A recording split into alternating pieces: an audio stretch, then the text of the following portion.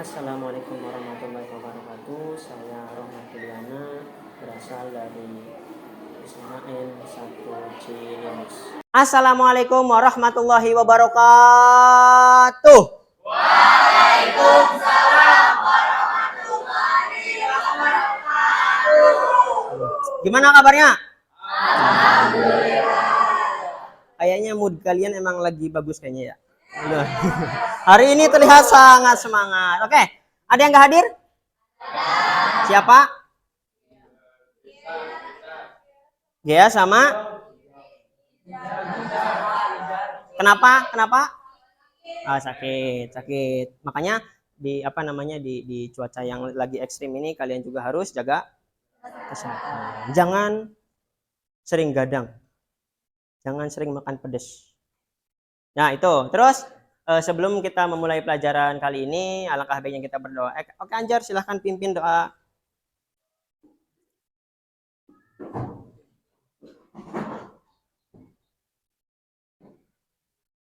Agar materi pembelajaran hari ini masuk, mari kita berdoa. Berdoa dimulai.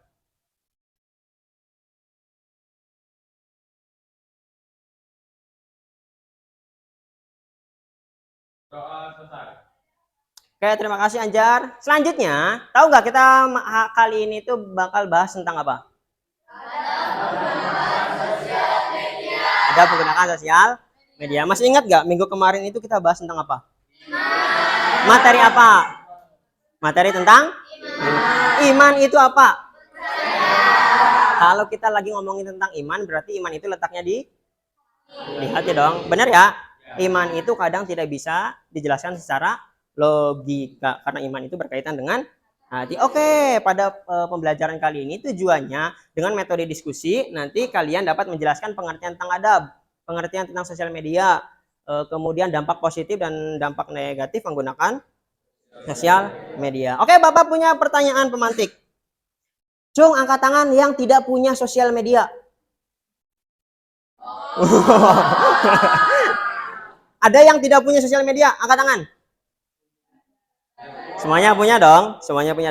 Yang kedua, sosial media apa yang paling sering kalian akses? 1. Twitter, Instagram. WhatsApp itu sosmed bukan? Oke, jadi tadi Twitter, Instagram, terus TikTok, Facebook. Ada yang masih main Facebook? Oh, masih ada yang main. Terus apa lagi? Telegram. Ada yang main Telegram? Ada. Apa lagi? Pinterest. Itu media sosial kah? Berapa orang yang main Pinterest? 1, 2, 3. Oh, ada ternyata ya. Apa lagi? Hah? Waduh, ini Bapak baru dengar nih. Apa? Koko Fun. Isinya video lucu kayak TikTok gitu. Kayak capcut. Kayak capcut gitu ya. Capcut. Oke, gini. Yang terakhir. Kira-kira berapa lama kalian menghabiskan dalam satu hari ya mengakses media sosial? Paling bentar berapa menit? 5 apa? 5 menit? 5 jam? Paling bentar? Paling bentar mah kalau lagi nggak ada kuota atau nggak ada yang ngechat. Bolak-balik aja. Lama nggak biasanya kalian kalau ngakses sosial media? Lama kan, karena ternyata di zaman sekarang itu kita udah ada di level candu. Kalian candu nggak? Candu sama HP nggak? Bisa nggak kalian seharian tanpa megang HP? Wih, ini bagus nih. Bisa kalau seharian nggak megang HP. Karena apa? 1, nggak ada kuota. Kalau nggak ada kuota emang nggak main HP? Biasanya main game atau ya pura-pura sibuk aja gitu ya. Scroll nggak jelas, nggak karuan gitu ya. Terus apalagi alasan kalian bisa nggak megang HP? Minimal sehari. Hah? Mondok, Masya Allah. Di pondoknya nggak boleh bawa. Jangankan sehari, berhari-hari, berminggu-minggu biasanya. Apalagi alasan kalian bisa nggak megang HP? Lagi Lagi di ces, boleh lagi di ces. Kena razia. Berapa kali kalau kena razia? Seminggu, ada yang sebulan? Pernah ada yang sebulan? Pernah sebulan? Oh, enggak. Paling cepat berapa hari? Sehari bisa. Itu pun kalau diambilnya sama orang tua. Oke. Jadi poinnya, teman-teman semua punya sosial media kan? Di zaman sekarang kayaknya mustahil usia kalian itu nggak punya sosial media. Minimal Facebook lah. Minimal Facebook. Minimal Facebook. Oke, lanjut. Nih.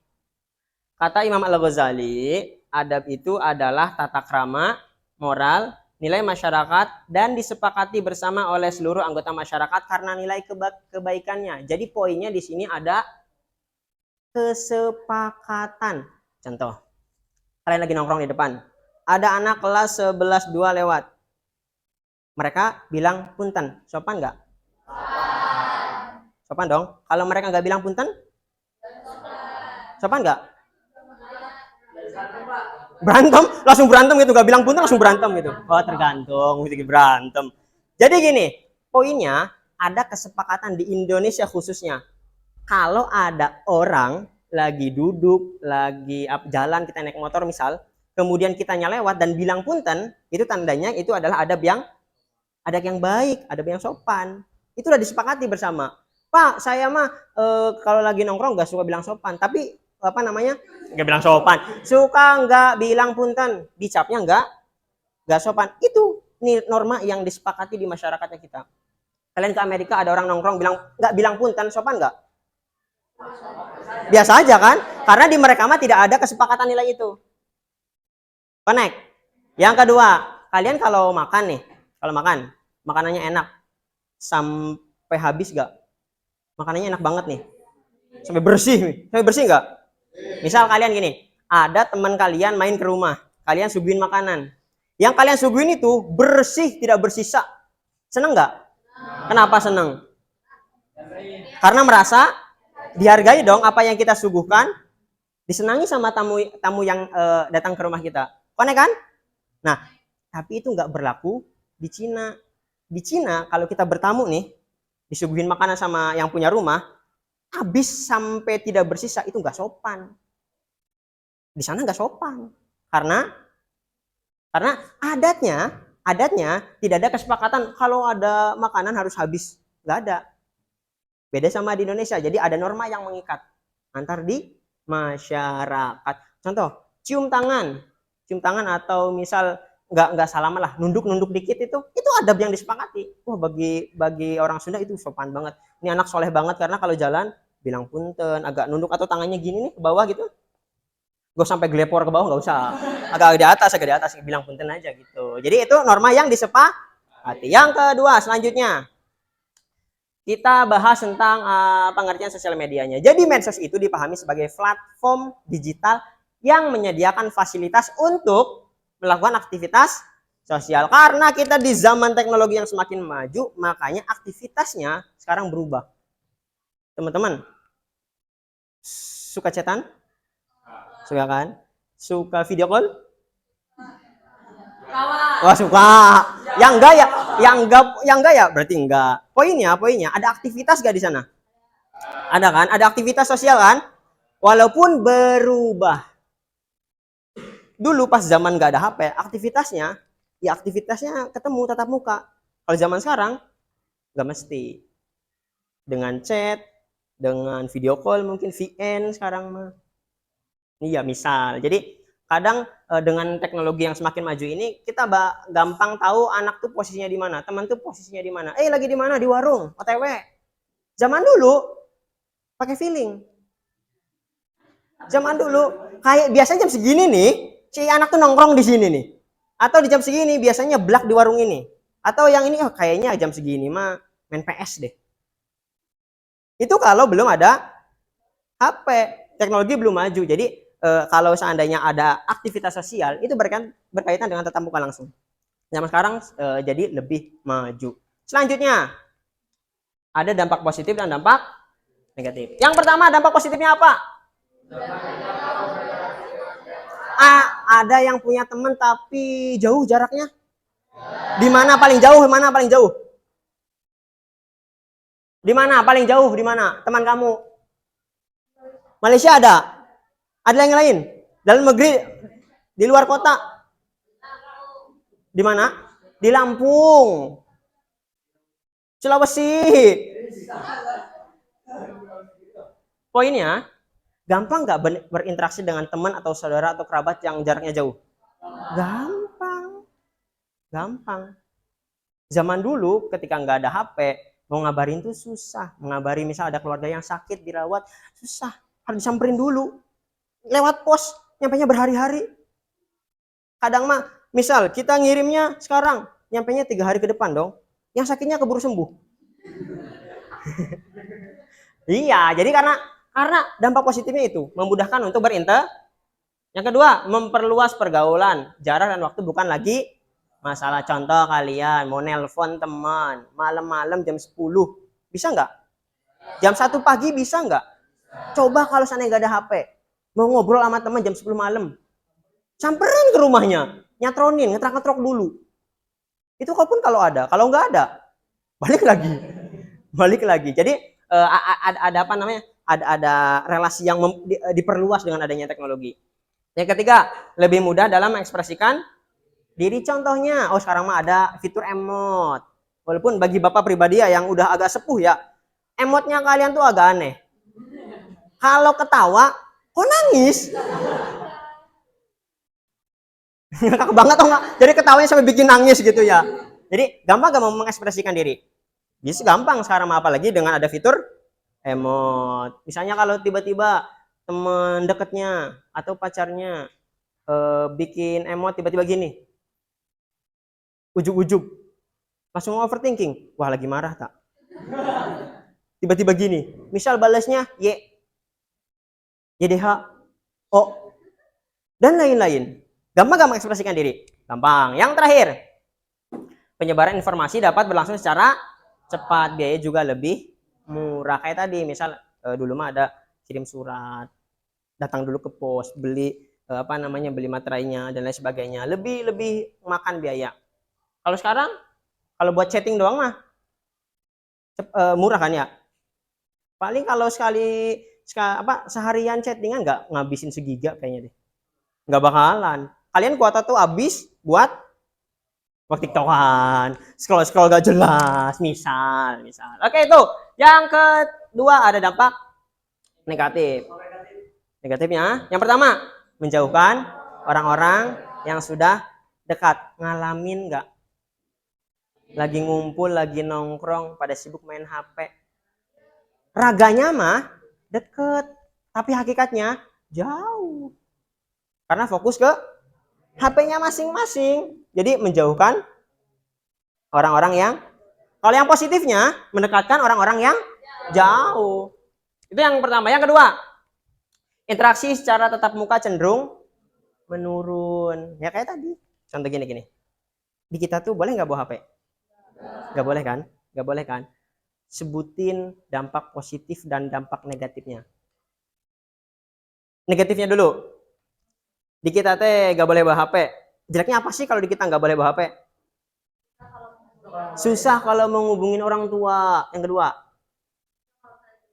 ada tugas tuh ribetnya minta ampun, Chromebooknya terbatas. Misal. Apalagi? Bikin iri. Karena kita satu-satunya sekolah SMA di Kuningan yang nggak boleh bawa HP. Satu-satunya. Kemarin ada di SMA Kota, studi bandingkan ke kita kan. Ada. Nanti di dampak positifnya Bapak jelasin. Apalagi dampak negatif di kita tuh nggak boleh bawa HP. Apa sih minusnya buat kita? Banyak momen yang tidak terabadikan. Betul ya, emang betul. Jadi karena di kita nggak boleh bawa HP, jadi banyak momen, wah enaknya mah diabadikan nih buat kenang-kenangan nanti 10 tahun ke depan. Itu dampak negatifnya. Dampak positifnya satu, apa sih plusnya, bagusnya di kita tuh nggak boleh bawa HP? Satu, nggak fokus sama diri sendiri. Yang kedua, banyak interaksi, lebih banyak interaksi karena orang-orangnya, anak-anaknya nggak fokus ke HP. Kemarin itu pas dibolehin bawa HP, waduh di kelas tuh anteng, pada main game, mabar. Semuanya nih anteng. Jadi kayak apa ya? kayak refreshing di sekolahnya lah. Nah, itu dampak positif. Apalagi dampak positifnya? Fokus belajarnya, nggak melulu soal HP. Punten, sedikit disinggungnya. Dulu, saudara Bapak ada yang sekolah di salah satu sekolah di Kuningan, itu gurunya jarang masuk, punten. Karena gurunya semalam dari malam tuh udah nge-share. Ini materi buat besok pelajari. Udah. Makanya saudara Bapak nggak suka bawa tas kalau ke sekolahnya. Karena materinya udah ada di HP. Baca aja. Jadi apa namanya? Girohnya, semangatnya itu berbeda. Contoh gini, kalian misal baca Quran. Baca Quran di HP sama baca Quran langsung di Al-Quran yang mushafnya, lebih afdol mana? Di mushaf kan. Jadi digital itu sebetulnya mah yang Al-Quran digital ya, tidak merubah rasa, maaf maksudnya. Rasanya tuh kayaknya saya mah lebih afdol yang mushaf deh. Itu tadi kayak yang dampak negatif ya. Kemudian dampak positif selanjutnya. Bapak jelasin. Kayaknya 2 minggu yang lalu deh, ada studi banding dari salah satu SMA kota ke sini, meninjau, katanya di sini mah enak, di Cilimus mah ya, kalau jam istirahat itu sampahnya nggak terlalu banyak. Di SMA kota yang notabene dibolehkan bawa HP, itu kalau jam 10 GrabFood, GoFood itu numpuk di lobi, di guru piket tuh numpuk. Alhasil kantin-kantin tempat sampah-sampah di sana itu penuh sama styrofoam. Kata beliau-beliau yang studi banding ke sini. Di sini setidaknya nggak terlalu banyak sampah styrofoam. Jelas ya? Yang terakhir. Apa nih? Nih, tadi yang ketiga, membuat orang-orang menjadi candu terhadap internet. Makanya gabut banget kalau nggak punya kuota. Hulang-hulang gak karuan, hulang-hulang ya pelangap-pelongo gak jelas gitu teh.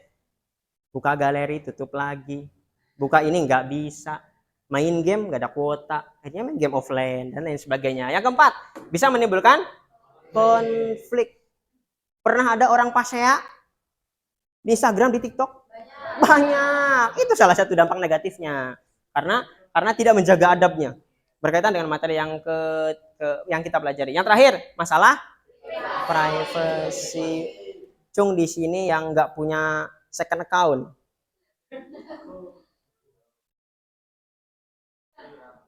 Fake account atau second account itu tujuannya buat apa sih dibuat tuh?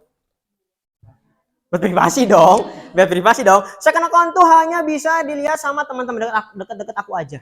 Misal. Bener nggak? Benar. Dan itu minusnya, salah satu minusnya itu banyak konflik terjadi ditimbulkan oleh second account ini nih. Buat mencibir, buat menghujat, buat menghina, nggak mungkin pakai, jarang, potensinya lebih kecil daripada untuk komen-komen di media sosial misalnya. Kemudian, ketinggalan dampak positifnya, kadang media sosial itu digunakan untuk jual beli online.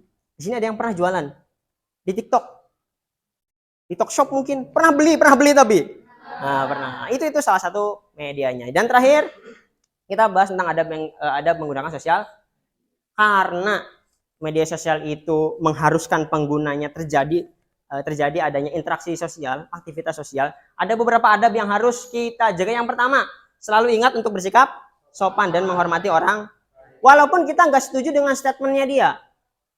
Contoh, ada kasus rame di Indonesia nih, ada orang komen bla bla bla di jamaah kieu ieu mah kita kesinggung balas.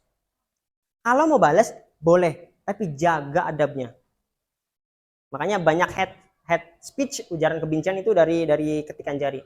Makanya istilahnya berubah. Dulu mah mulutmu harimau, kalau sekarang mah jarimu. Hati-hati dalam menggunakan sosial media. Yang kedua, pentingnya untuk memverifikasi informasi sebelum di-share. Hati-hati. Contoh, misal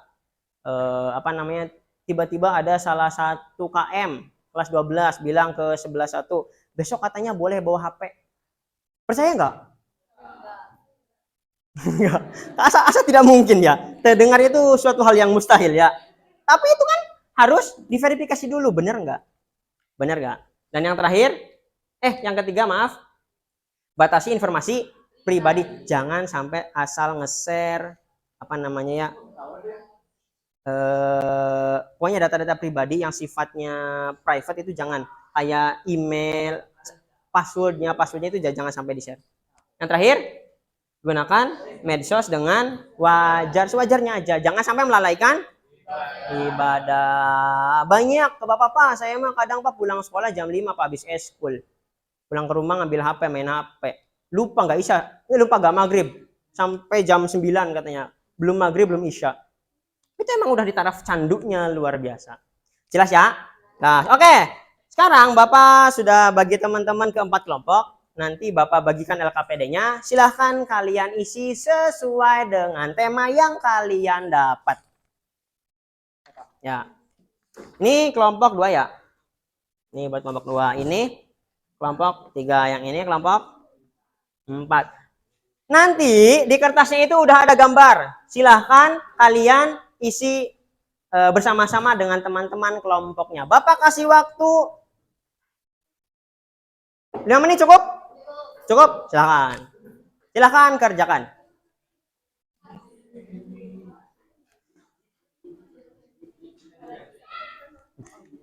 Kalian dapat gambar apa?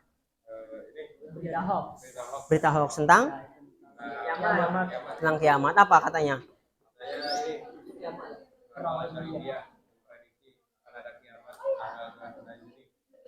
Tahun kemarin ya? Tahun kemarin, oke. Silahkan. Kalian dapat gambar apa? Slot gacor. Apa tuh slot gacor itu apa? Jadi online. Oke, kan sekarang malah lagi marak.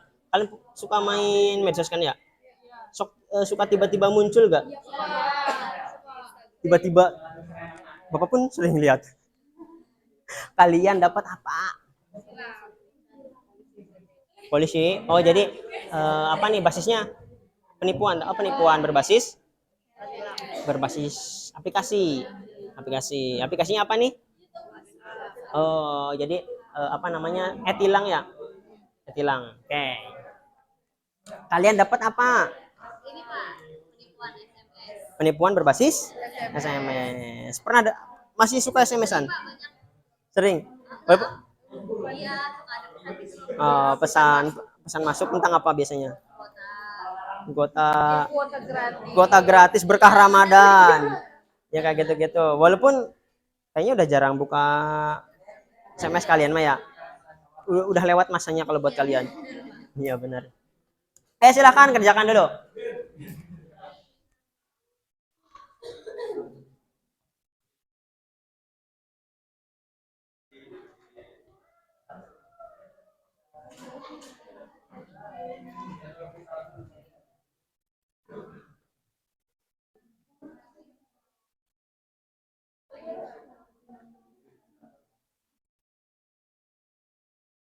Jadi biar terhindar dari berita hoax itu gimana? Memilah. Ya, Verifikasi. Perlunya verifikasi. Terus? berpikir kritis. Ya. Harus banget ditalar dulu. Ya, boleh.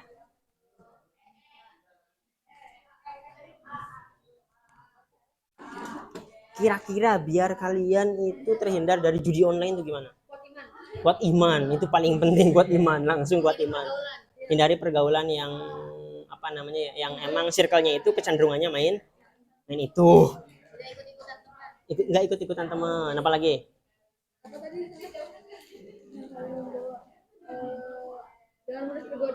Jangan mudah tergoda. Jadi nanti takutnya awalnya coba-coba dulu kan. Nanti kesananya candu.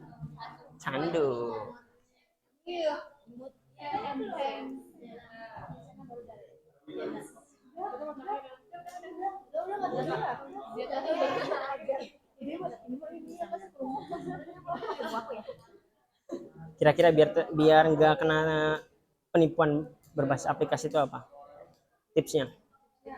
Yang pertama, jangan mudah percaya. Jangan mudah percaya. Jangan langsung buka. Jangan langsung buka. Jadi apain dulu?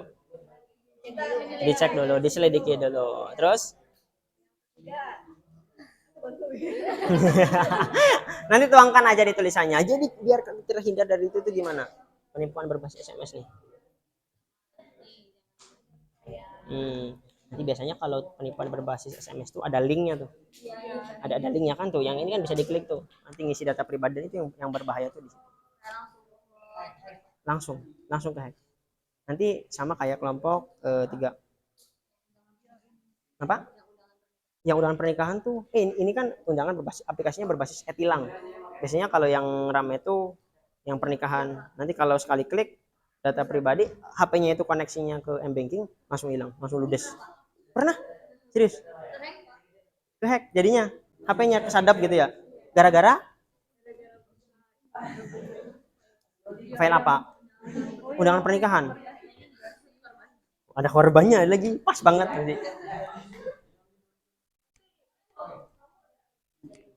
Sudah selesai? Sudah? Sudah ya? Oke. Kelompok mana dulu yang mau mempresentasikan hasilnya? Ulang. Benar. 1, 2, 3. 1, 2, 3, 4. Kalah cepet. Yo, harusnya Maya. Yuk. Kelompok 3 kalian dapat gambar apa? Silahkan. Siapa yang mau presentasi? Assalamualaikum. Waalaikumsalam. Silakan. Dari kami dari kelompok 3 dapat KPD dan gambar sebuah screenshot chat Ya, tentang surat tilang. ini tentang penipuan berbasis chat WhatsApp. Gambar itu berisi tentang modus penipuan dengan berbasis aplikasi. Ya. Jika kita masuk ke rumah tersebut, data kita otomatis terhack. Solusi agar terhindar, yang pertama jangan menyebar nomor orang lain atau nomor kita kepada orang asing. Yang kedua, jangan terburu-buru membuka dokumen tersebut atau terjadi hal-hal yang tidak diinginkan. Sudah? Terima kasih. Kita plus buat kelompok 3. Nah, kelompok 1. Kalian dapat gambar apa? Silahkan deskripsikan. Dari kelompok 1 itu dapat gambar berita hoax. Berita hoax itu dia tuh ngomong kalau misalnya dia dari India sebagai peramal memprediksi kapan kiamat. Dia memprediksi kiamat itu terjadi pada tanggal 29 Juni tahun 2024. Terus dari gambar ini kita tuh tahu kalau misalkan dia itu ngasih pesan bahwa peramal asal India memprediksi terjadinya kiamat dan juga yang mengatakan bahwa kiamat akan terjadi pada tanggal 29 Juni 2024. Apa solusinya? 1, sebagai umat Islam kita harus percaya kalau kiamat tidak ada yang tahu. Harus banget percaya. Apalagi kita kemarin udah belajar tentang iman. Yang kedua, kita harus teliti dalam membaca berita. Ya. Kenapa? Soalnya sekarang banyak sekali situs yang benar-benar tidak dapat diverifikasi. Ini juga dari satu sosial media tidak ada kebenaran yang pasti. Makanya kita harus bisa memiliki kemampuan dalam researching ataupun kembali buat melihat dari informasi ini. Jangan langsung percaya, kita baca percaya itu nggak boleh. 3, kita harus jangan mudah percaya dengan berita yang viral. Kita tuh sebagai pelajar hanya bisa mengkonsumsi berita-berita yang like-nya banyak berarti percaya, komentarnya banyak berarti percaya. Itu bohong. Soalnya kita jangan kalah sama yang gituan. Kita tuh anak sekolah yang memiliki akal lebih tinggi, akal yang lebih sehat, jadi kita harus bisa lebih searching kembali. Jadi itu beberapa solusi yang kita dapat dari kelompok 1. Terima kasih. Oke, minta plus buat kelompok 1 dong. Oke, selanjutnya kelompok 4 dulu. Silakan. Kalian dapat apa? Silakan. Waalaikumsalam warahmatullahi wabarakatuh.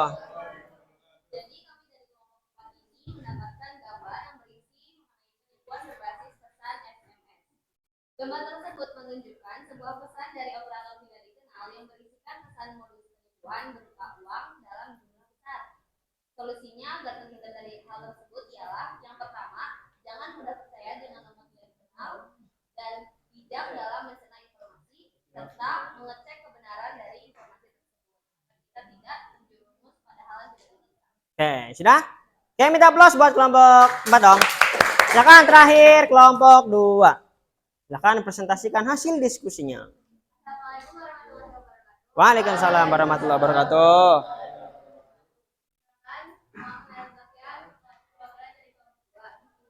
Kelompok aku mendapatkan angka PD tentang sosial atau judi online.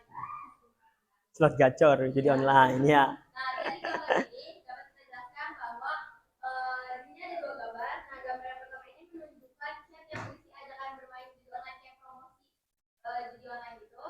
Terus yang di sini tuh ada, jadi sekarang itu judi itu udah berbasis aplikasi, udah ada aplikasinya, terus udah berbasis online juga. Jadi makin banyak hal buruk yang berkembang. Terus solusinya untuk menghindari judi online ini itu yang pertama ada kuat iman. Nah, kalau kita udah kuat iman, kita udah dekat sama Allah, terus udah gitu selalu selalu taat, selalu taat sama Allah, pasti kita bakal terhindar dari judi online ini. Terus kalau misalnya emang udah terjerumus, berarti kita lagi jauh sama Allah. Waduh. Ya, terus Terus yang kedua adalah lebih berhati-hati. Jadi kita harus lebih berhati-hati ketika ada kayak promosi atau tawaran yang berhubungan ke hal-hal negatif. Yang ketiga, jangan mudah tergoda. Jadi jangan kayak di chatnya itu kayak kalian masukin uang 20.000, kalian bakal dapat 1 juta, 2 juta, 3 juta. Nah, itu jangan mudah tergoda. Terus yang keempat ada memilih pergaulan yang benar. Jadi kalau misalnya ada teman kalian yang udah terjerumus ke dalam judi online tersebut, jangan kayak kalian melihat aja keuntungannya, kayak teman aku kayak judi online dia dapat segini gitu. Terus gitu yang terakhir ada menjauhi hal-hal yang membawa keburukan. Jadi kayak sebelum kita memilih hal-hal yang kita lakukan, kita harus menjauhi hal-hal yang buruk. udah? Oke, minta aplaus buat kelompok 2. Oke, jadi teman-teman, intinya yang pertama, hidup kita ini tidak bisa terhindar dari kemajuan teknologi. Tadi ada beberapa kasus yang teman-teman bahas, ada yang dapat berita hoax. Kayak misal tadi Bapak bilang ujuk-ujuk, Bapak masuk kelas, besok selama sebulan full boleh bawa HP. Kalian udah feeling pasti itu hoax, karena nggak mungkin. Itu yang pertama. Yang kedua, ada yang dapat tentang penipuan berbasis SMS dan aplikasi ya tadi ya. Nih gini teman-teman, banyak kasus kalau seandainya tentang penipuan berbasis aplikasi itu, kalau seandainya teman-teman nih dapat aplikasi, ujung-ujung aplikasi ya, biasanya yang ramai itu aplikasi pernikahan. Jadi domainnya tuh APK, aplikasi gitu. Kalau teman-teman klik dan HP teman-teman itu terkoneksi M-Banking, auto ludes saldonya.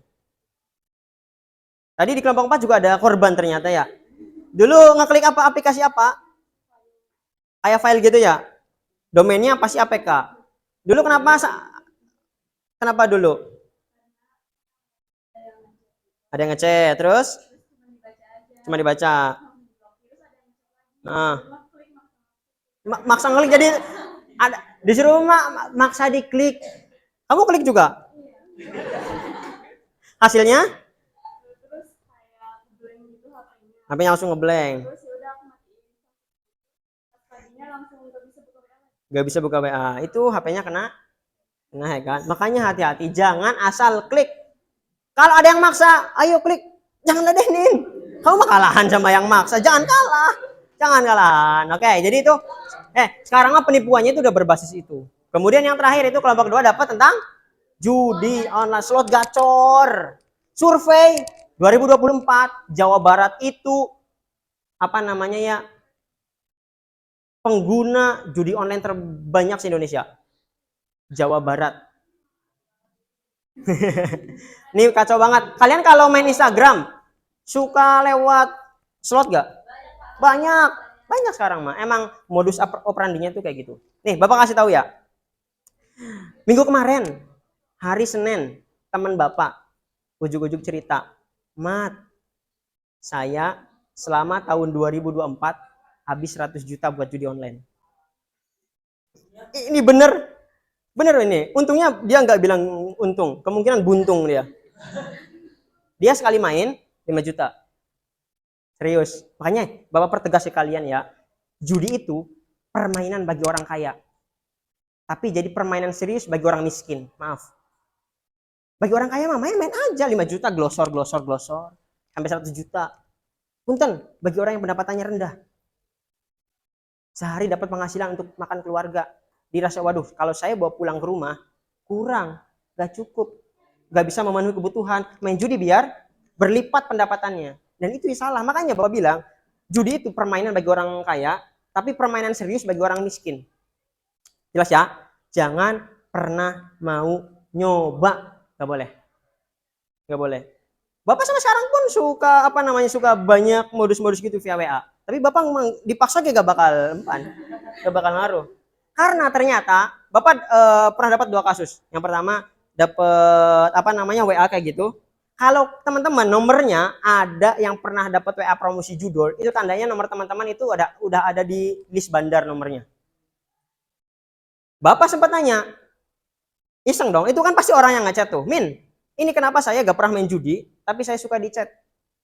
Yang kayak gini. Ada beberapa, kayaknya gitu, mau maksa kayaknya mah, tapi Bapak gak mempan, jadi Bapak tanya aja. Ada yang jawab, itu karena nomor Anda sudah terdata di bandar.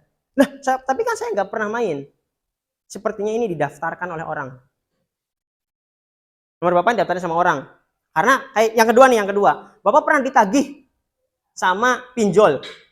Kalau Bapak nggak pernah pinjol. Teman-teman kalau mau minjem online, bisa kalian minjem nih, nominalnya sekian. Nanti kalian itu harus menyertakan 2 nomor darurat. Kalau macet pembayaran, nanti menghubungi nomor darurat itu. Bapak ujung-ujung malam-malam tiba-tiba ada nomor baru, kirim selfiean teman Bapak. Ini siapa selfie kata Bapak? Kaget dong malam-malam cowok kan. Terus deskripsinya panjang. Silakan lakukan pembayaran sekian, bla bla bla panjang. Bapak chat dong teman Bapak. Iya maksudnya naon yo? Aduh hampura tadi nak kepepet. Ya sudah. Nomor Bapak sekarang ini udah banyak pinjol. Astagfirullahaladzim. Jadi yang judul itu maksudnya karena emang nomor kitanya sudah terdata di database bandarnya. Makanya hati-hati teman-teman. Kalau ada yang maksa, jangan mau. Jelas ya? Jelas. Oke. Cukup untuk pertemuan kali ini. Ada yang mau ditanyakan? Tidak ada ya? Cukup ya? Oke. Nanti teman-teman silahkan pelajari materi selanjutnya tentang dalil-dalil menggunakan adab menggunakan sosial media. Terima kasih atas perhatiannya. Bapak akhiri. Assalamualaikum. Lupa. Sebelum kita akhiri, marilah kita tutup pembelajaran kali ini dengan baca hamdalah. Alhamdulillah. Terima kasih. Assalamualaikum warahmatullahi wabarakatuh.